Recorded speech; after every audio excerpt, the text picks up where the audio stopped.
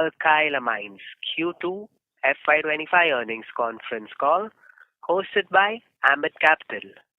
As a reminder, all participant lines will be in the listen-only mode, and there will be an opportunity for you to ask questions after the presentation concludes.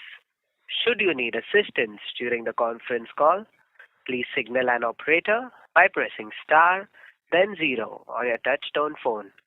Please note that this conference is being recorded. I now hand the conference over to Mr. Kumar Saumya from Ambit Capital. Thank you, and over to you, sir. Yeah, thank you, Dale. Good afternoon, everyone.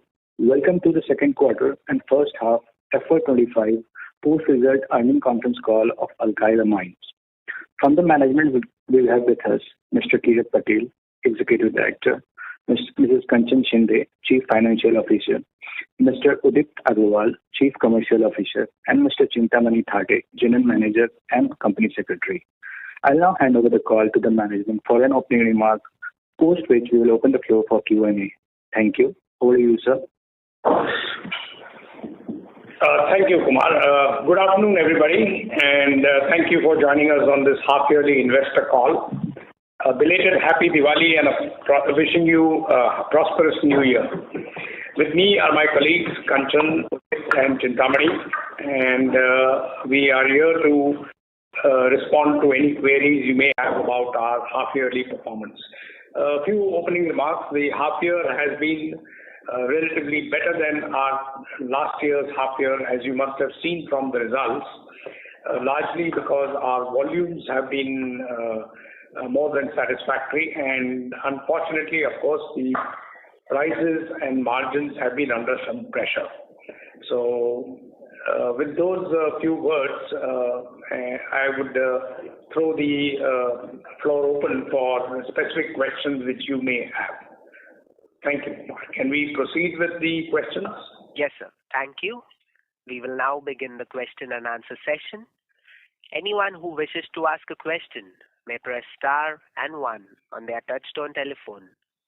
If you wish to remove yourself from the question queue, you may press star and 2. Participants are requested to use handsets while asking a question. Ladies and gentlemen, we will wait for a moment while the question queue assembles.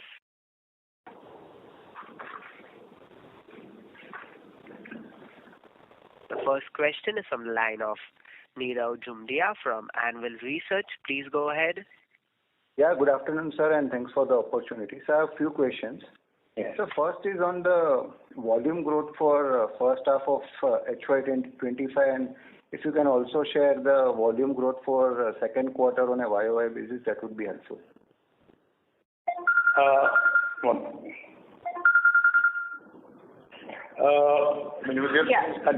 So half yearly basis, the volume growth is about 8 to 10%. Okay, and compared to last year quarter, it is 17%. Okay, so second quarter we have clocked actually higher volumes of 17%. Yes. But keep in mind, Nirav, that the similar quarter last year was not a very good quarter for us. Correct. And sir, any guidance which you can share in terms of volumes for FY25? I think last year we clocked something close to around 8 to 10% volume. So what sort of volume growth we are expecting for FY25? I think this year also we hope to cross 10%.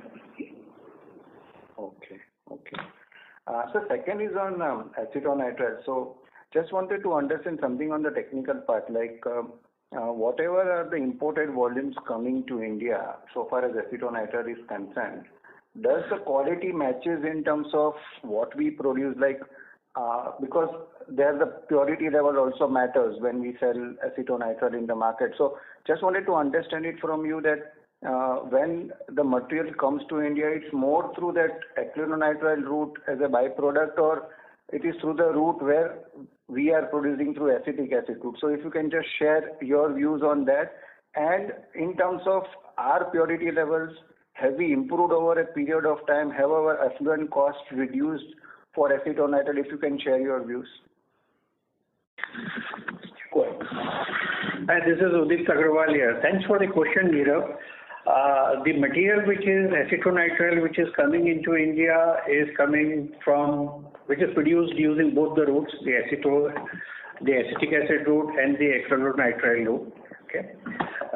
Just remember in mind that before we came into the market, the only acetonitrile which was being used by customers, everything was based on the acrylonitrile route. Okay. So the customers know what they are using. Okay. So for most part of the applications, both routes are acceptable to the customers. Okay. The second part of your question was that have we improved on our cost structure or the quality? Yeah. So I would say that for sure on the quality part, there are some specific emerging trends in the market for which there are differentiated quality or a higher grade requirements are there, and we are working on those areas to create some kind of a differentiation for our product. Yeah. And so far as the market in India is concerned, it is still 30,000 tons. And what sort of utilization levels we have been operating of our plant, let's say in H1 of FY25? I think market remains around that level. Yeah, so your market estimation is pretty good. Congratulations. You're keeping a good track on what is going on. So good numbers there. So ballpark directionally as market remains around 30,000 tons there. And you know what kind of imports are also coming into India. So you can have an estimate of our kind of utilization, and there is room for us to grow further. Correct. Sir, just to add here, there was an oral hearing in October so far as anti-dumping duty on acetonitrile is concerned. So have we heard anything ahead of that, like where the process is currently in terms of anything which can come up on acetonitrile anti-dumping duty? Yeah. So after oral hearing, now they will come for investigation of our plant and as well as costing records, and then MOC will issue their findings. After that, MOF generally takes 3 to 4 months. Got it. Next 4 to 5 months, we should expect something. Got it. One more question, sir. Sir, in one of the earlier calls, you mentioned that 80% of our power cost is towards generating steam for boilers, and which generally runs on coal. So, if you can share what was our average coal cost in FY24 and how it is currently looking in H1 of FY25, or possibly if you can share the figures for second quarter of FY25. Okay, so Nirav, first thing is 80% of the power, water, fuel cost is due to steam, which is largely produced in all three plants from coal. Yeah. So the coal prices have been more or less stable across the 2 years. We are plus minus 10%. So there is not much of a price difference between the two. This thing, whatever changes you see in the numbers are due to volume increases in production. Correct. So safe to believe that the coal cost for us is close to around 9-10 rupees currently? The what? Please repeat. Coal cost for us is currently around 9 to 10 rupees a kg. Correct. Yes, the coal is 9 to 10 rupees a kg. Yeah. We of course look at metric ton, so 9 to 10,000 rupees a metric ton. Got it. So I have a few more questions to ask, but I'll join back in the queue. Thank you so much and wish you all the best. Thank you, Nirav. Thank you.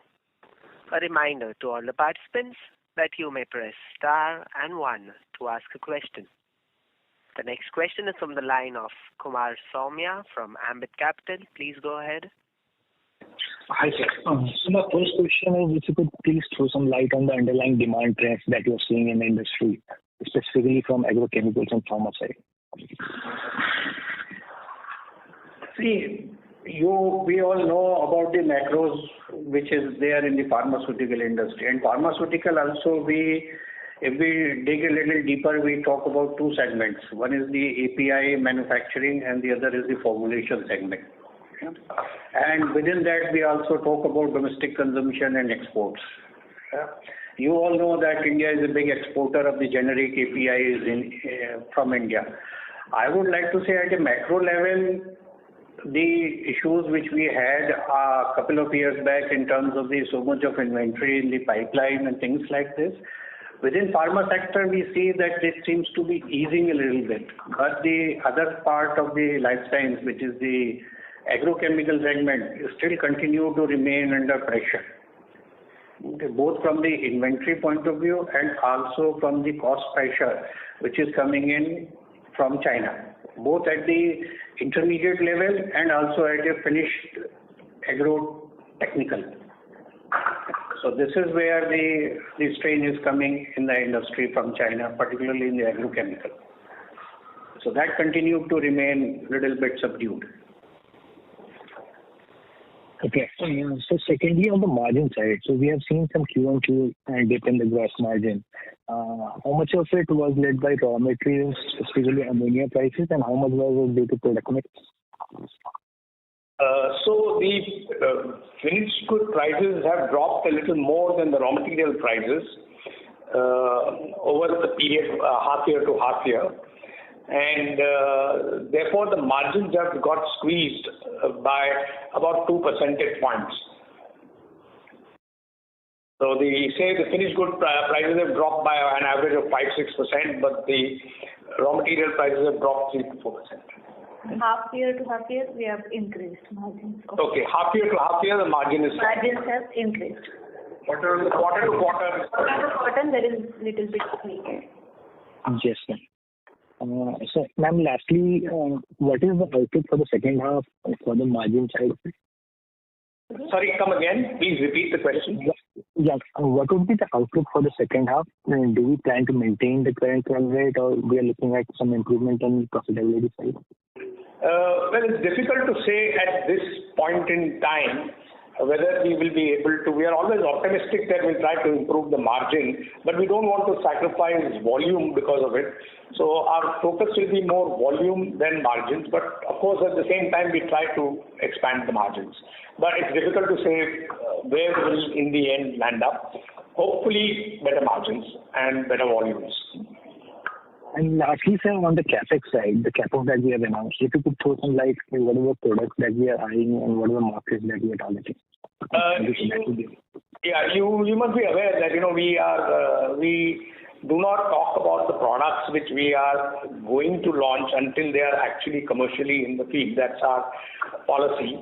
But I can broadly say it's in the same region of market that we now supply to. The same kind of customers. Thank you, sir. Thank you. The next question is from the line of Nirav Jimudia from Anvil Research. Please go ahead. Yeah, thanks for the opportunity, sir, again. So, one question on the different amines which we produce, like methyl, ethyl, monoisopropyl amine. So, last time you mentioned that monoisopropyl amine didn't do well in FY24, and because of which our volumes got impacted. So, if you can share your views on that, A, and B, how has been our new ethylamines plant operating at? So, has the utilization levels improved over FY24 in H1 of FY25? If you can share your views. Okay, first question about the monoisopropyl amine. Yes, the issues which we pointed out in 6 months ago still continue. We haven't yet received any protection from the government against the Chinese imports. We have applied very recently for protection, and we hope over the next maybe 9 to 12 months we will get some protection. But till then, the pressure on monoisopropyl amines will continue. On the second question about ethylamines, yes, the new plant is performing very well, well above our expectations. And in terms of ethylamines, also the market seems to have improved compared to 24. Correct. So if you can share at what level of utilization rates we are currently operating at, because I think the older plant we have closed and possibly could be used as a swing plant for at a later date, possibly for methylamine. So what was the utilization rate currently, and if you can also share about the market size in India for ethyl amines. The market size in India bit difficult to say because there's exports and our competitor is always there. But I would say it would be about 30,000 tons in that region, maybe 25 to 30,000 tons. And utilization has been, as you know, that the new plant is a very large plant. Yeah, correct. So we have plenty of headroom in that plant still for the next, 3 to 4 years. We don't see any pressure on capacities at all. Correct. And sir, on the monoisopropylamine, you mentioned that the volumes are still under pressure. So, in terms of application-wise, which of the industries it generally goes into? Yes, major use of monoisopropylamine is in the field of agrochemicals. Okay. Yeah, and little bit into pharma, but large chunk is into agrochemicals. Got it. And sir, you mentioned that we have clocked something close to around 17% volume growth. So this was predominantly from the domestic market, or had the export volumes grown for us substantially, because of which we have seen such sort of volume growth? I think we see growth across, both in domestic market also and in exports as well. So it's a combination of both. Got it. So last two from my side. One on the scenario for raw material prices, predominantly for ammonia as well as for ethanol. I think because of the current ongoing prices in the Middle East and everywhere, we have seen some strengthening in the prices for ammonia. So how we are placed here for ammonia, as well as how do you see the scenario emerging out of for ethanol also? Ammonia, you're right. There's been a little bit of pressure, but and ammonia is something which we cannot store. Yeah. So we are not able to cover for a longer period. So we do expect a little pressure on ammonia because of whatever reason. But these crises come and go. Right. So you may expect a slight bump in the price, and then they may also drop. So we, as far as ammonia is concerned, we play it almost month to month. While ethanol is concerned, currently the imports are cheaper than the domestic prices, and we have been covering them steadily as we go along, covering our requirements, and we are well covered for the next maybe 6 months, 5 months. So that is the situation on ethanol. Of course, the prices may change. Correct. Sir, lastly on the cost side, in terms of efficiency-wise, have we improved anywhere, let's say on the process side, or let's say on the operating cost-wise, have we improved at any point of time, which could be permanent to us and could lead us a permanent savings to our cost? So anywhere, if you can share your views or any initiatives which we are currently taking on in terms of controlling our operating costs both by way of product innovation as well as by process innovation. This is a very complicated and long question, because as you know, we have a separate team which we call the process engineering group, which just focuses on improving yields and specific consumptions for existing products. And this is little projects which go over a long period of time in saving small amounts of benefits in every product that we make. And this gradually becomes permanent baseline for the next year. So every year we have been improving our yields and specific consumptions across products regularly. So though they may not be very dramatic, there is every attempt to make both through the process engineering group and the R&D group trying to improve our cost structures from point of view of consumptions regularly. It's a very constant practice, and in fact we pride ourselves that improving our yields on a year-to-year basis in all products. Got it. So last thing, if you can share the revenue mix for the first quarter, like how much in terms of sector-wise, how much from pharma, agrochemicals, rubber chemicals, foundry chemicals, if you can give some overview in terms of our revenue mix for H1 of FY25. They haven't changed at all from our regular, life sciences accounting for 65-70% of our turnover, and the rest all, as you can see from our website or wherever. It doesn't change dramatically. Even the domestic export sectors are more or less the same, 80-20. Right. Because you mentioned that agrochemicals was a bit under pressure, so I think that mix was being taken over by pharma in that life science division. Yes, that's on a longer term basis. It's happening over a period of time. But it is, again, year to year. Correct. But they are still about 65-70%. Correct. And sir, any update on the DEK plant? I think last year we operated at just 20%. So, and because it also finds application at agro level, has we seen some improvement there, or the utilization rates improving there for DEK? The utilization rate has improved, not as much as we expected to, but going forward, we think it will improve even further. And hopefully, the worst period is over, and we are a lot more optimistic on the product now than we were before. Got it, sir. Thank you so much, sir, and wish the entire team all the best. Thank you, Dheeraj. Thank you. A reminder to all participants that you may press star and 1 to ask a question.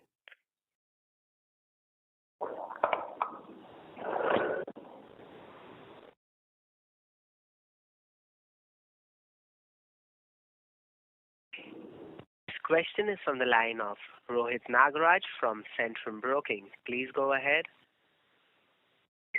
Thanks for the opportunity. So first question is on the capex front. So just to get a perspective, obviously we will not be able to delve into more details in terms of products. But are these overlapping products with our current set of products, or are these new products? And just to get a perspective that whether these products, these are import substitutes and will not face competition as what has been faced by some of the other products because of China issues. So just to get a broader understanding of the same. Thank you. The first question is not part of our existing portfolio. It's a new product. It is going to be manufactured in Dahej, as has been stated in the SEBI notice. And what is the other part? It is an import substituted product. Yeah, fair enough. That's fair enough. Sir, and during first half, what has been the overall capacity utilization? And given that for this new facility, it will be taking anywhere between 15 to 15 months. Would it, till that time, we will not have any challenges in terms of the existing capacities to grow us beyond, say, 10% plus over the next, say, 2 to 3 years? Okay, there are two parts to this. The existing capacities on an average would be 65 to 70% utilization, but it varies from product to product. Some we have very tight where we will be debottlenecking, and there is some capex involved with that. But of the major products, as we have known, the ethyl amines last year we commissioned the huge plant, so there is plenty of headroom in ethyl, and similarly the other products we have some headroom. So that is not the investment which you talked about earlier is in a completely new product, so it will not detract from the existing line. Right. So this is helpful. I just wanted to make sure that for the next 2 to 3 years from the existing capacity, we will be able to achieve the normalized volume growth. Yes. Barring some small amount in debottlenecking of a couple of products. And this new facility, will it be coming in phases given that you have given a timeline of 15 to 15 months? Yes. The first phase will be in about 15 months. And we are hoping that if the product does well, within the next 3 to 4 years, we may have to debottleneck and expand the capacity. Right. And the technology is completely indigenous, or yes, developed in our own R&D. We have mentioned earlier that barring the initial technologies which we imported from America, all the products we have launched in the last 35, 40 years have been with our own R&D and engineering efforts. Fair enough. I think that's helpful. Thanks a lot and all the best. Thank you. Thank you. The next question is from the line of Aman Chaudhary from Motilal Oswal Financial Services. Please go ahead. Yeah, hi sir. Hello Aman, how are you? Hi, I'm good. So with respect to the previous participant's question on this new capex, we had also announced the capex of around 250 to 300 crores in September 22, if I'm not wrong. So this is a completely fresh capex, or it is a part of that 250 to 300 crores capex that we had announced a couple of years back? No, this is a part of that 225 crore project. The other part we are still on the R&D stage. This is one of the two lines of products which we were looking at that time. Sure. And in the meantime, of course, costs of plant and machinery have got up. So I think that 225 was an underestimate. So it will, whenever it comes up, it will be probably more than that. But of course, it's been delayed a bit. Sure. So out of the 5 announced molecules or products in specialty chemicals or allied, chemistry that we had announced a couple of years back, this is the second molecule after DEK that we would be commercializing in the next 15 months. Yes. After DEK, this will be the second one after. Sure. So has the market improved in terms of demand, supply, margin, realization, or what is it that now we have taken this decision after 2 years? Because previously in all our interactions, we had said that the market has declined, and that is why we are not going forward with the other 4 molecules as of now. So just wanted to understand our thought process that now it has been finalized, and the capex is also quite big. Yeah. So as you mentioned, earlier we had said that 2 to 3 products. One was DEK, which we had launched already and are stabilizing it and looking forward to it doing well. The second product which we are going to do in the next 15 months, which we've been talking about, yes, the market has been strong, so we feel that there is a good return to be made out of that product. And the other 2, we are just holding our breath to see how the market goes before we take the plunge. Sure. And those 2 products, are those 2 products the one that we had talked about in our fourth quarter con call, FY24, that an FID would be taken with a capex of around 75 to 200 crores? Yes, I think that is the one we are talking about. Yeah. So we are holding back on some investments in the next 2 products. Okay, so there is still some time before we go and announce those 2 products. Yeah, it depends on the market. Perhaps in the next 6 months, perhaps a little later. Sure.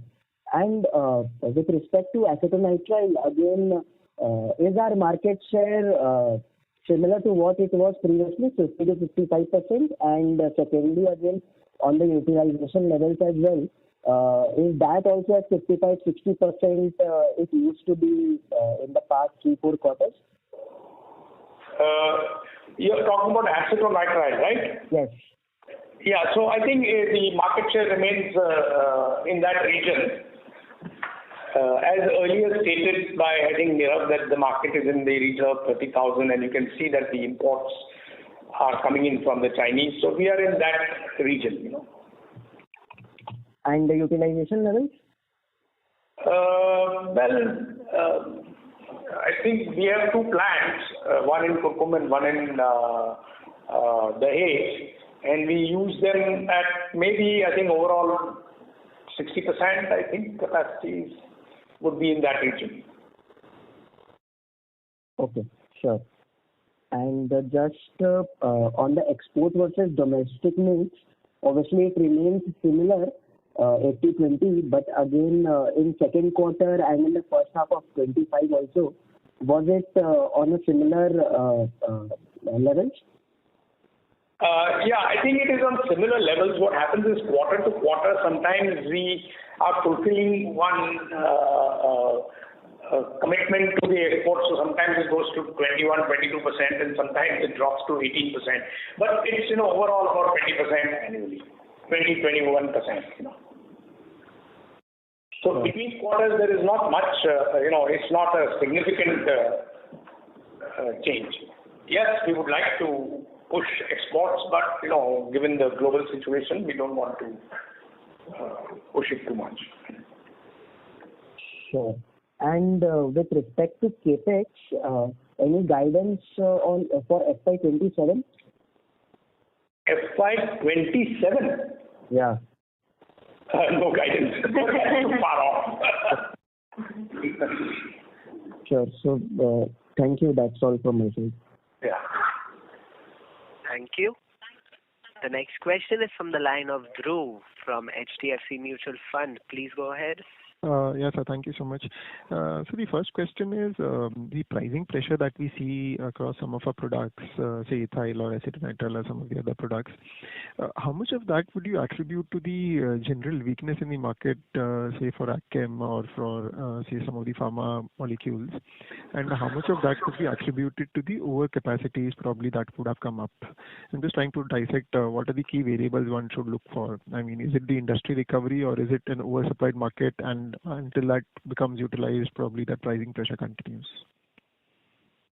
Good. Thanks for the question. I think it is more the later that the capacities in China are at a very, very high level, and their own consumption is also not so high. And we also see the global agrochemical situation or global agriculture situation, which also has an impact on the overall demand. Yeah, but I think it is more of a capacity issue right now, and a little bit of inventory effect is still hangover is carrying on. Got it.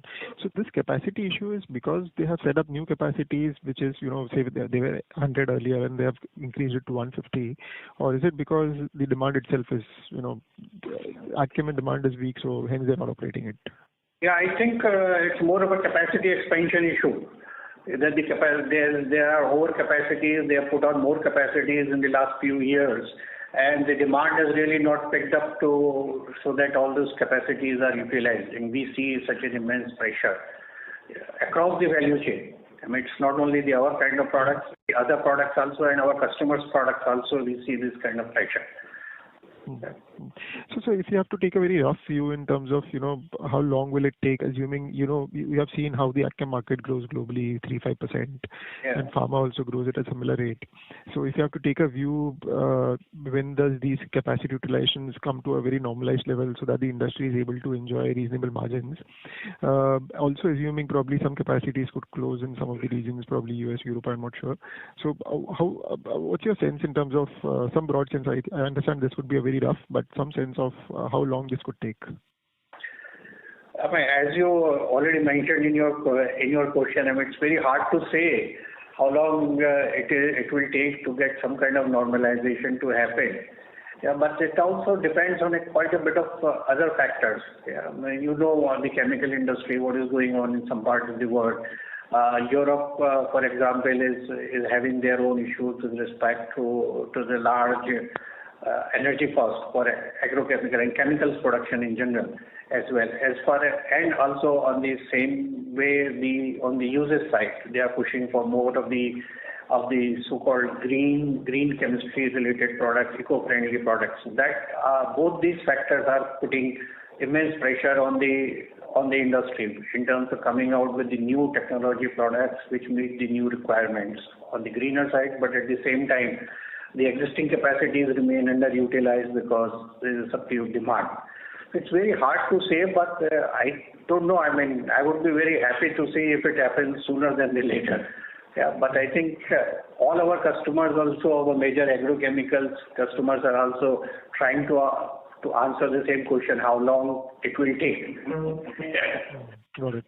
And so, last question. I think in last few calls, I've understood that your ethyl amine plant has seen a reasonable expansion and is not operating at the fullest optimum level for now, and it will grow in 3-4 years. But sir, how should we think of as the utilization improves? Is there a meaningful efficiency gain that happens? Say, for example, if you're operating at 50-60% versus you operate at 80%. I'm asking at a gross margin level. Probably at a better level, of course, it will improve. But at the contribution level also, does it see a meaningful improvement? No. You have to understand how our plants operate.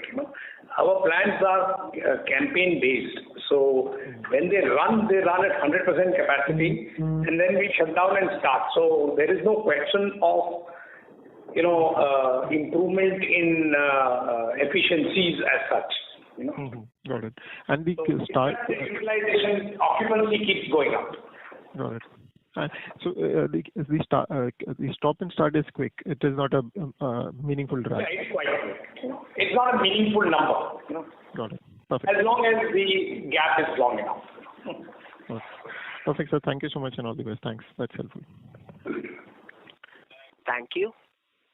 A reminder to all the participants that you may press star and 1 to ask a question.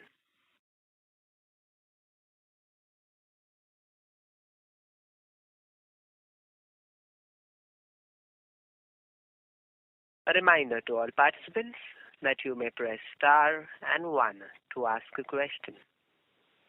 The next question is from the line of Kumar Saumya from Ambit Capital. Please go ahead. Hi, sir. Just one bookkeeping question. What is the capex outlook for this year and next year, sir? This year it will be around 80 to 100 crores. And next year maybe a slightly larger, about 100 to 120 crores maybe. Okay. And then we have seen some improvement in the working capital side. So should one expect this to remain here, or is it just a half-yearly behavior that we are seeing? Sorry, can you repeat that, Kumar? Yeah. So we have seen some improvement in the working capital side. So should one expect working capital requirements to remain here, or is it just the first half of the business and we should wait for the full year? Yeah. So I think the working capital cycle, number of days of debtors, number of days of creditors and all, have, I think, more or less stabilized, maybe an improvement marginally but as volumes grow, but nothing significant. I don't think there's been any change in working capital. Okay, sir. Thank you, sir. That will be all from us. Thank you. A reminder to all participants that you may press star and 1 to ask a question. The next question is from the line of Rohit Nagraj from Centrum Broking. Please go ahead. Yeah. Thanks for the follow-up. So after this new capex at Dahej, how much of our land will remain unutilized for our future capex requirements? We have land available in Dahej and in Kurkum for at least another 2 to 3 years. I don't think we expect there to be any major issues. After that, perhaps we will have to look for a new land, but that depends, of course, on our capex programs as we go along. But I don't think in the next 2 to 3 years we will require any more land. We have enough both in Kurkum and in Dahej. So including this new specialty chemical... Even after this new project which comes up, we will still have land available. Right. Fair enough. That's all from myself. Thank you. Thank you. A reminder to all the participants that you may press star and 1 to ask a question.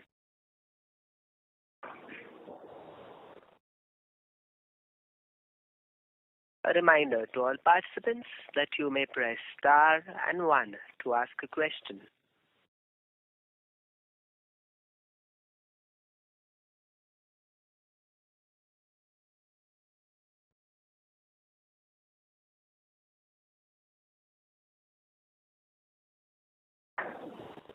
A reminder to all participants that you may press star and 1 to ask a question.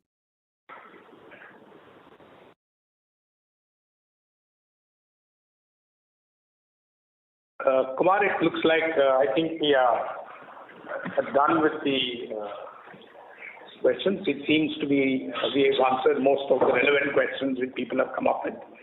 So should we wind up the call now? Thank you. As there are no further questions, I would now like to hand the conference over to the management for closing comments. Thank you everybody for listening into our investor call. And as we have mentioned earlier, we look forward to the future with cautious optimism and hopefully to get better volumes and better margins when we meet next.